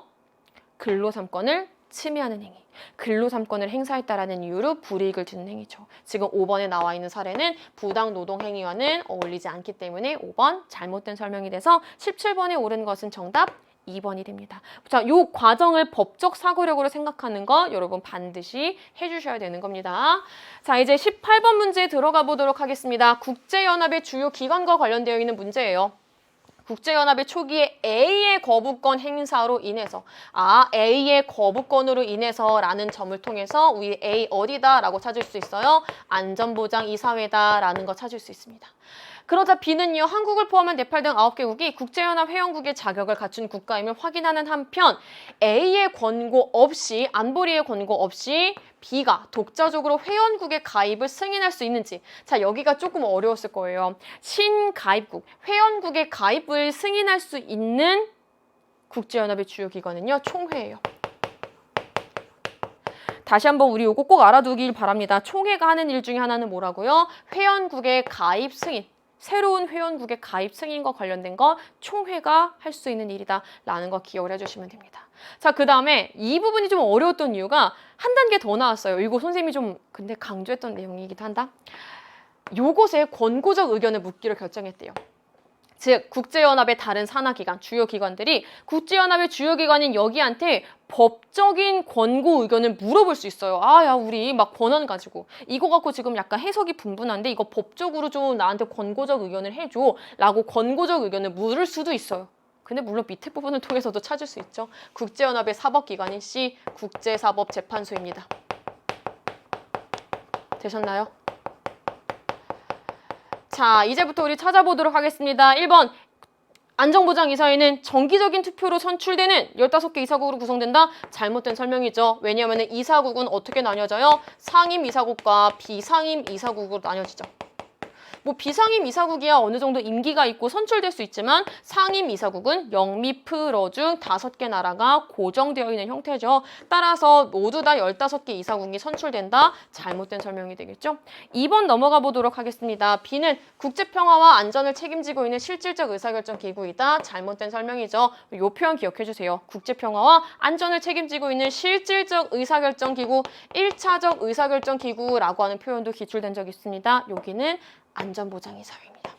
2번 잘못된 설명. 3번 들어가 보도록 하겠습니다. 국제사법재판소는요. 분쟁 해결에 대해서 당사국 모두가 동의한 사건의 경우에만 재판 관할권을 갖는다. 3번이 정답이죠. 즉 국제사법재판소는 한쪽의 일방적인 제소만으로는 원칙적으로 재판을 열지 않는다. 따라서 3번이 옳은 설명이 됩니다. 4번 보도록 하겠습니다. 총회의 표결 방식은요. 안전보장이사회와 달리 국제사회를 바라보는 현실주의적 관점으로 설명할 수 있다. 자, 강대국의 힘의 논리가 반영되는 현실주의적 관점의 표결 방식으로 설명할 수 있는 것은 안전보장이사회의 표결 방식이겠죠.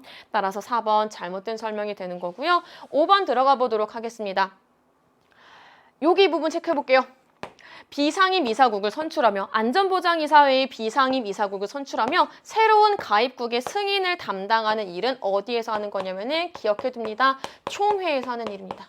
다시 총회에서는요. 새로운 가입국의 승인을 담당하고 여기는 자주 나왔어요. 안전보장이사회의 비상임이사국을 총회에서 선출한다라고 하는 거 5번 꼭 기억을 해주세요. 따라서 18번의 정답 옳은 것은 3번이 됩니다. 자, 19번 문제 보도록 하겠습니다. 19번은 상속과 관련되어 있는 문제죠. 자, 이거 우리 수능 완성 교재에도 자주 나왔던 부분입니다. 유언장이 2개예요. 그래서 어느 경우 이렇게 나눠서 하는 거.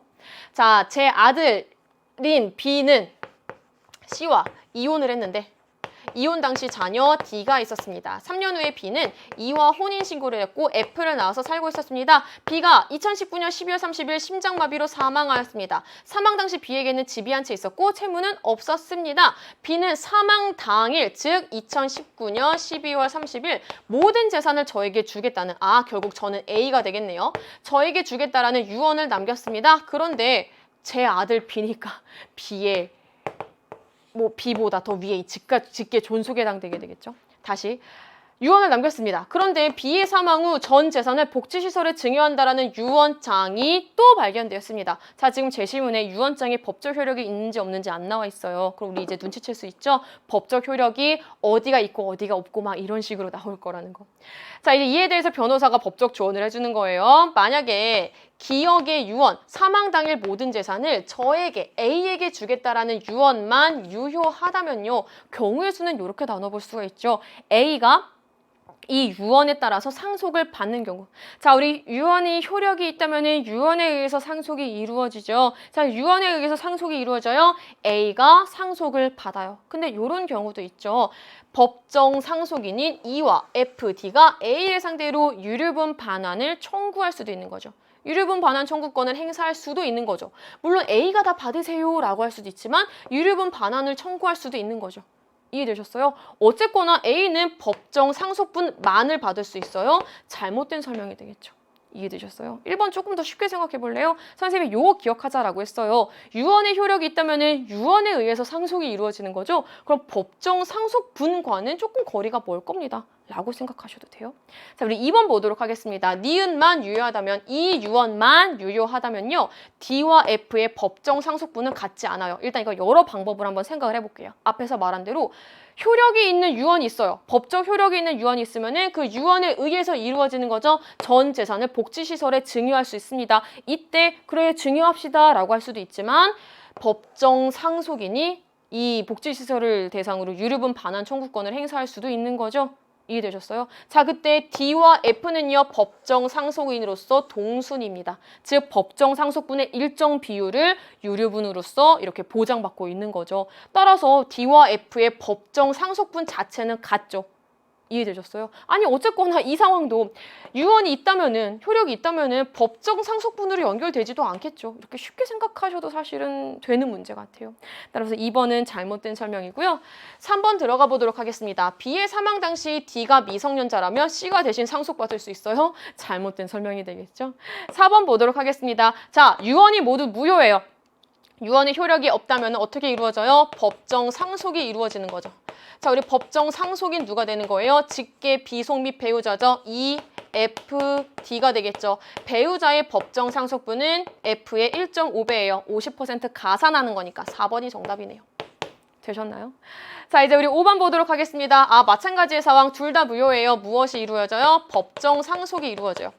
자, 우리 법정 상속이 이루어질 때 누가 받는다? 법정 상속인이 1순위 직계 비속과 배우자가 받는다. 자, 우리 배우자는 직계 비속이 있는 경우에는 공동 상속인이 되는 거였으니까요. 어쨌거나 직계 비속이라고 하는 1순위가 있죠. 만약에 이가 상속을 포기한다 할지라도 직계 비속이 똑같이 재산을 나눠 갖게 되는 거죠. 상속을 받게 되는 거겠죠. 자, 우리 A는요. 공동 상속인이 될 수 없어요. 왜? 2순위잖아요. 직계 존속. 지금 1순위인 직계 비속이 있기 때문에 잘못된 설명이 되는 겁니다. 따라서 19번에 옳은 것은 정답 4번이 되겠죠. 자, 우리 마지막 선거 문제 20번 한번 살펴보도록 하겠습니다. 자, 우리 20번은요, 여러분이 빠르게 한번 살펴보니까, 지금 현행 이렇게 나와 있고, 1안, 2안이네. 그럼 우리 눈치챌 수 있습니다. 현행이 지금 어땠는지 하나 찾아내셔야 되는 거고요. 1안과 2안까지 찾아내주시면 되는 문제였습니다. 들어가 보도록 하겠습니다. 자, 우리 갑부군요. 전형적인 대통령제를 채택하고 있대요. 전체 의회 의원은 12명이고요. 지역구 의원 8명, 비례대표 의원 4명으로 구성된대요. 비례대표 의석은 우리가 뭐 자주 나왔던 그 방법을 통해서 의석을 배분한다라고 되어 있습니다. 그럼 우리가 제일 먼저 해야 되는 거 각각의 정당이 지역구와 비례대표에서 얼마큼씩을 가져가는지를 어느 정도의 의석을 가져가는지를 찾아주시면 되겠죠. 자, 제일 첫 번째 지역구 의원 선거 결과예요. 각각의 선거구 8개네. 선거구 8개에서 지역구 의원 8명이 뽑힌다. 소선거구제 다수대표제겠죠. 자, 우리 이 내용들을 종합해봤을 때 결국에 A 정당은 2석을 가져가게 되는 거죠. 이해되셨어요? 이런 식으로 또 찾아보세요. B 정당은 2석, C 정당은 3석 이렇게. 자, 그럼 정리해볼까요? 결국에 지역구 의석수는요. A, B, C, D가 각각 2개, 3개, D는 1개, E는 가져가지 못하게 됩니다. 자, 비례대표 의석 배분은 어떻게 이루어지는 건데요? 여기서 나와 있는 거대로 비례대표 의석은 정당 투표 득표율에 비례해서 배분한대요. 비례대표 의석 수에다가 곱해주는 거죠. 다시 한번 이 정당 득표율에다가 비례대표 의석수를 곱해주면 되는 겁니다. 한 개만 해볼게요. 그럼 A당은 1.2라는 숫자가 나오겠죠? 결국에 1.2니까 정수 부분 주는 거예요. B당도 해볼까? 자, 우리 B당은 어떻게 나오는 거예요? 1.6이라는 결과가 나오겠죠? 정수 부분 주는 거예요. 이런 식으로 계산을 해봤을 때 정수 부분을 먼저 주게 된다면은 1, 1, 0, 0, 0이 되겠죠. 되셨나요? 여기까지? 왜냐면 여기는 0.8이 될 테니까. 자, 그 다음에 자녀 의석 있나요? 네, 자녀 의석 있네요. 자녀 의석 2석 있네요. 어떻게 해요? 소수점 이하수가 큰 순서대로 각 정당에 1석씩 배분하게 됩니다. 그럼 소수점 이하가 큰 순서대로 하게 되면은 일단 C 정당에게 1표, B 정당에게 한 석을 더 주게 되는 상황이 되겠죠. 이해되셨나요? 결국에 이렇게 비례대표 의석이 배분돼서 총 의석수는 어떻게 되는 겁니까? A 정당은 3석, B 정당 넷, 하나, 0 이렇게 가져가게 됩니다. 되셨죠?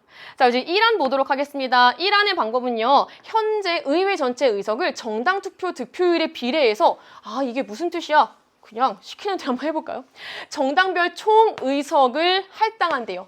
자, 정당별 총의석을 어떻게 할당한대? 의회 전체 의석 12개를 정당 투표 득표율에 비례해서, 즉 이번에는 정당 득표율에다가 12를 곱해서 계산을 하게 되는 겁니다. 이해되셨어요? 선생님 여기다가 이렇게 적을게요. 할당 총의석. 여기 나와 있는 그대로 할당 총의석, 할당된 총의석. 자, 할당된 총 의석을 계산하면 결국에 소수점으로 각각 3.6, A당 4.8 계산하면 12에다가 다 곱해주는 거니까요. 2.4, 0.72, 0.48이 나오게 되겠죠. 그 다음에 어떻게 하래요? 소수점 첫째 자리에서 반올림 하래요. 결국 나왔네. 소수점 첫째 자리에서 반올림 하면은 4, 5, 2, 1, 0이 되겠네. 정리되셨죠? 자, 그 다음에 어떻게 하래요? 지역구 의석과 관련된 내용 한번 볼까요? 우리 지역구 의석은요. 그 방법, 앞에서 했던 선거 결과 그대로 둔대요. 지역구 의원 수는 그대로 두고요. 위의 표를 기준으로 해서 판단한다라는 점을 통해서 이렇게 계산할 수 있네요. 그럼 지역구 의석수는 지역구에서 의석수는 그대로 바꾸면 되지. 2개, 3개, 1개, 빵개. 자, 이제부터 이 부분 잘 보세요. 지역구 의석이 할당된 정당별 총 의석보다 많은 경우에는 초과 의석을 인정한대요. 자, 우리 초과 의석을 인정하는 정당 있을까요? 자, 여기가 더 커야 돼요. 여기가 더 커야 돼요. 있어요. 초과 의석이 인정되는 거네요. 초과 의석 얼만큼? 한 석만큼 인정되는 거네요. 결국에 의회 전체 의석보다 많게 되는 겁니다. 마지막 정리해 볼게요. 결국에 총 의석은 어떻게 되는 거예요? 할당된 총 의석 그대로. 할당된 총 의석 그대로. 근데 초과 의석 인정하는 거니까 3석 할당된 의석 그대로 이렇게 결국에 총 의석 수는 어떻게 된다? 13석으로 초과 의석 하나 포함돼서 12에서 늘어나게 된다라고 하는 거 정리할 수 있는 거죠. 자, 이하는 간단해요. 의회 전체 의석을요. 4석도 늘린대요. 그럼 12석에서 16석이 되는 거겠죠. 16석으로 두고 이번에는 1안을 그대로 적용한다라고 되어 있는 겁니다. 이거 어차피 단순 계산이니까 정리를 해보면요. 결국에 2안에 해당되는 할당되는 총 의석은 이번에는 16에다가 해당되는 득표율을 다 곱해주시면 되는 거예요. 계산해보면 각각 5, 6 이렇게 나눠볼게요. 5, 6, 3, 1, 1씩 가져가게 되겠죠. 자, 우리 지역구 의석수는요. 아까랑 똑같이 가져가게 되는 거겠죠. 지역구 의석수 아까랑 그대로 적어주시면 돼요. 위에 거 계속 그대로 2, 2, 3, 1, 0. 자, 이제부터 우리가 찾아봐야 되는 거 뭐예요? 이 부분이죠. 지역구 의석이 할당된 총 의석보다 더 많은 경우 있는지 없는지, 더 많은 경우 있는지 없는지 없네요. 결국에 이 안에서는 초과 의석이 있다 없다, 초과 의석이 인정되지 않는다라는 거 찾을 수 있었죠. 자, 이제 마지막입니다. 결국에 총 의석수 몇 개? A당 5, B당 6, C 3, D 1, E 1 이렇게 정리되는 거겠죠. 여기까지 정리되셨나요? 자, 결국에 이 안에 따르면요. 초과 의석이 없으니까 아까 전체 의석에서 4석을 더한 게 총 의석이라고 했으니까 16석 그냥 그대로 가져가게 되는 거겠죠. 초과 의석 없이. 정리되셨나요? 자, 그럼 이제 1번부터 보도록 하겠습니다. 이 안과 전형적인 의원 내각제를 동시에 채택할 경우에는 지금 과반 의석을 차지한 정당이 있습니까? 없죠. 따라서 단독으로 B당이 구성한다? 잘못된 설명이죠. 지금 과반 의석을 차지한 정당 없습니다. 2번 보도록 하겠습니다. 선거제도 개편 전에 B당의 의석률 전체 몇 개예요? 12개였죠. 여기서는 12개 중에 나 계산 안 할 거야. 한번 씩만 적어볼게. 12개 중에 4석 가져갔어요. 이렇게. 1안에서 A당 의석률, 1안에서 A당 의석률. 얘들아, 근데 잘 봐요. 의석수가 똑같구나. 이렇게 하면 안 돼요. 지금 총 의석수가 달라지죠. 초과 의석 인정됐으니까 결국엔 이렇게 되겠죠. 일단 일치하지 않는다. 일치하지 않네. 둘을 계산하면은 우리 계산하지 않더라도 값이 다른 건 알고 있잖아. 그러면 2번이 정답이 되는 거죠. 되셨어요? 3번 보도록 하겠습니다. 1안의 C당 의석수, 1안의 C당 의석수 3석. 선거제도 개편 전 A의 의석수 3석 같네. 4번 보도록 하겠습니다. 1안과 2안에서 초과 의석이 발생한 정당 동일하다? 아니요. 왜요? 2안에서는 초과 의석 발생하지 않아요. 5번 보도록 하겠습니다. 1안과 2안에서 비례대표 의석을 배분받는 정당의 수는 같다. 자, 우리 비례대표 어떻게 배분한대요? 정당별로 할당된 의석수에서 지역구 의원 의석수를 뺀 만큼 배분한대요. 그러면 우리 1안에서는요. 할당된 총 의석에서 지역구 의석수를 뺀 만큼 배분되죠? 그럼 1안에서는 A당 배분 받겠네. B당도 배분 받겠네. C당은 배분 받지 못하고 D당도, E당도 안 되겠죠. 자, 우리 2안도 마찬가지 방법으로 한다라고 했었죠. 총 의석수에서 할당된 총 의석수에서 지역구 의원의 의석수만큼 뺀 만큼이 비례대표 의석이라고 했잖아요. A당 배분 받네요. B당 배분 받네요. C당 안 받아요. D당 안 받아요. 2당 배분 받죠. 따라서 1안과 2안에서 비례대표 의석을 배분받는 정당의 수는 같지 않습니다. 되셨어요? 따라서 20번에 옳은 것은 정답 2번이 됩니다. 자, 우리 20번 문제까지 해서 선생님이랑 모든 20문제 쭉 한번 정리를 해봤습니다. 선생님이 총평 때도 얘기했고 문제를 풀면서도 계속 강조했지만 우리 이번 7월 학평 여러분에게 조금 긴장감을 심어주고 좀 공부하지 않았던 세세한 부분까지 짚어줄 수 있었던 정말 좋은 문제들로 구성되어 있으니까요. 한 번 더 연습해 주시고요. 조급한 마음보다는 조금 더 넓은 마음으로 다시 개념, 교과서 본문, 수능 특강 본문으로 돌아가는 연습 해주셨으면 좋겠습니다. 자, 오늘 하루 고생 많으셨습니다. 저는 지금까지 정치화법의 박민아였습니다. 안녕!